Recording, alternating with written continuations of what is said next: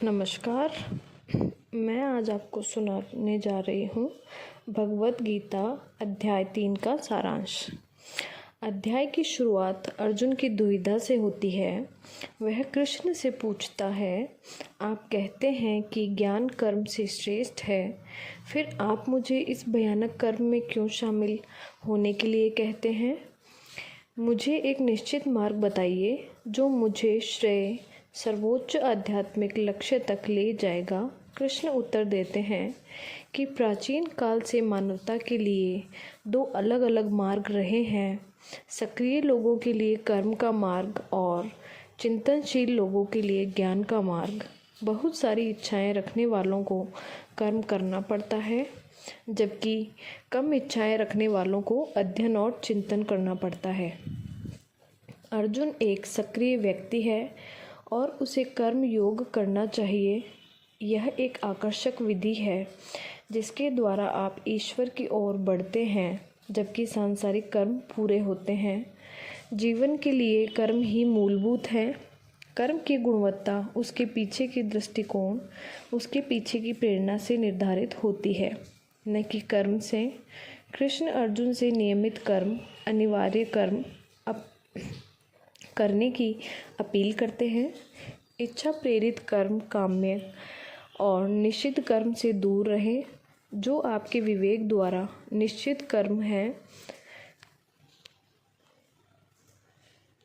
जब तक आप दायित्व पर केंद्रित हैं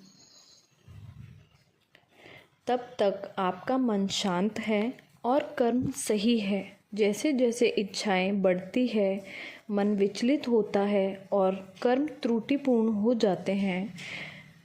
यदि इच्छाएं इस हद तक बढ़ जाती है कि वे आपके संसाधनों से आगे निकल जाती है और आप सीमा पार कर जाते हैं और ऐसे कर्म करते हैं जिनके खिलाफ आपका विवेक विद्रोह करता है, जिन्हें आप स्वयं अनैतिक और अनैतिक मानते हैं। कृष्ण यज्ञ के महत्व पर जोर देते हैं, जो उच्च आदर्श के लिए समर्पित कार्य है। वे अग्नि पूजा के सदियों पुराने अनुष्ठान को एक नए अर्थ से भर देते हैं। वे कहते हैं, जब सृष्टिकर्ता ने मनुष्य को बनाया तो उन्होंने उसे बलिदान यज्ञ की अद्वितीय क्षमता दी और कहा, यज्ञ से तुम समृद्ध हो, इसे अपनी सभी इच्छाओं की पूर्ति करने वाला बनाओ। इसका तात्पर्य है, यदि आप सेवा और त्याग की भावना से कार्य नहीं करते हैं तो सफल होना असंभव है। फिर भी हम सभी स्वार्थी गतिविधियों के माध्यम से समृद्ध होने की कोशिश कर रहे हैं। इसके बाद वे 3 अलग अलग प्रकार के लोगों का विवरण देते हैं। सबसे निचली श्रेणी तामसिक व्यक्ति समाज द्वारा दिए गए लाभों का बिना बदले में लाभ उठाता है। कृष्ण ऐसे व्यक्ति को चोर कहते हैं। राजसिक व्यक्ति स्वार्थी उद्देश्यों के लिए काम करता है, लेकिन इसका परिणाम तनाव और मानसिक उत्तेजना होता है। कृष्ण कहते हैं कि वह खाना बनाता है लेकिन पाप खाता है। केवल वही व्यक्ति जीवन का आनंद लेता है और साथ ही ज्ञानोदय के उच्चतम लक्ष्य की ओर बढ़ता है। वह सात्विक व्यक्ति है जो उच्च आदर्श के लिए त्याग की भावना से काम करता है। कृष्ण ने अर्जुन को प्रेरित करने के लिए भावनात्मक अपील के साथ कर्म पर इस शानदार शोध प्रबंध को पूरा किया।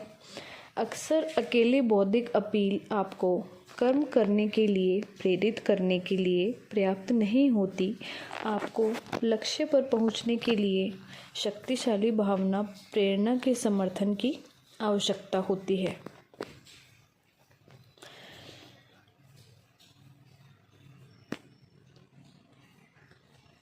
यदि आप अपनी ऊर्जा को अपने स्वभाव से अलग क्षेत्र में निवेश करते हैं तो उत्कृष्टता प्राप्त करना कठिन है।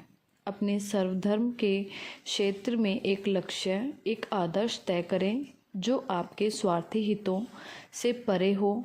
आप सभी विचारों को आदर्श पर केंद्रित करके, आदर्श के प्रति समर्पण करके और लक्ष्य को प्राप्त करने के लिए दृढ़ता से कार्य करके अपने भीतर ऊर्जा पैदा करते हैं।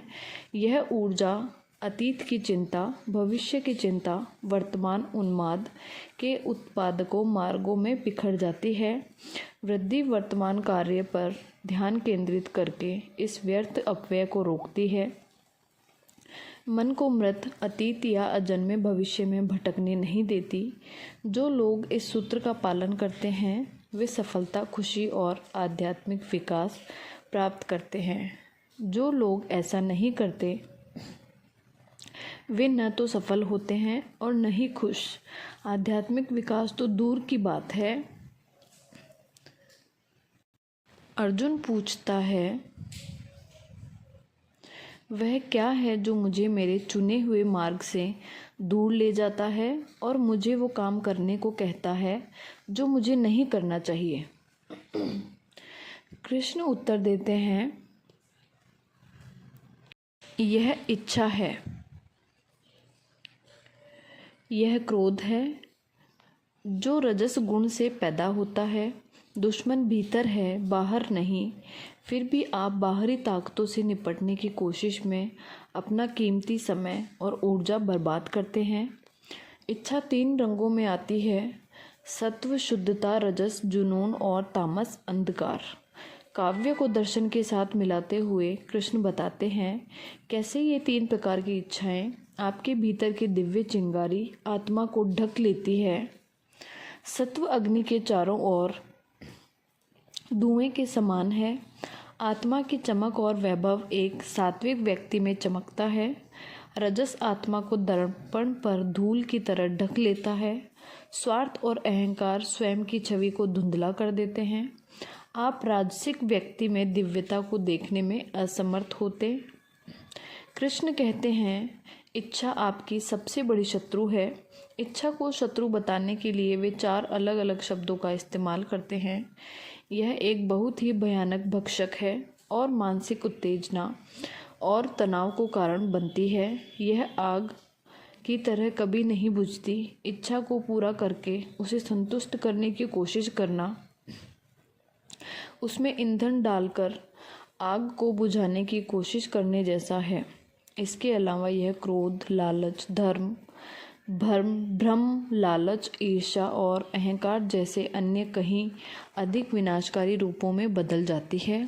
फिर भी हर कोई इच्छा को हवा देने में व्यस्त है, व्यक्ति, संगठन और साथ ही राष्ट्र। फिर कृष्ण रास्ता बताते हैं, ऊंची इच्छा की ओर बढ़ो, नीची इच्छा तुम पर अपनी पकड़ खो देगी। वे एक अत्यंत प्रेरक संदेश के साथ समापन करते हैं। उच्चतम इच्छा आत्म साक्षात्कार की ओर उठकर इच्छा रूपी दुर्जय शत्रु को मार डालो। अर्जुन के भीतर का योद्धा उत्तेजित हो जाता है और प्रक्रिया करता है। धन्यवाद।